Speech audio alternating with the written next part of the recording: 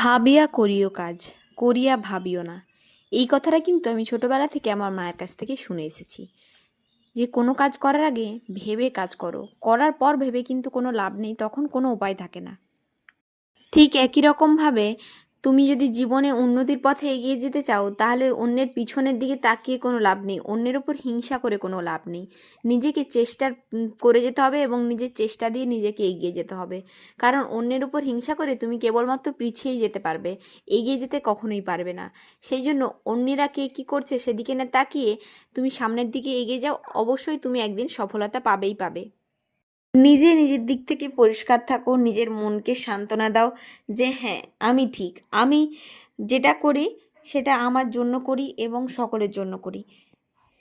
একজন মানুষের পক্ষে কখনোই সম্ভব নয় সকলকে খুশি করা, কারণ একজনকে তুমি যদি খুশি করতে চাও আরেকজন অখুশি হয়ে যাবে সেই কারণটাতেই। তাই কাউকে খুশি করার চাইতে আগে প্রয়োজন নিজেকে খুশি রাখা। নিজেকে খুশি রাখলে দেখবে কে কি বললো কারো কথায় তুমি কান দিও না, এবং কারো কথা তোমার গায়েও লাগবে না, কারণ তুমি নিজে খুশি থাকো, নিজে ভালো থাকো।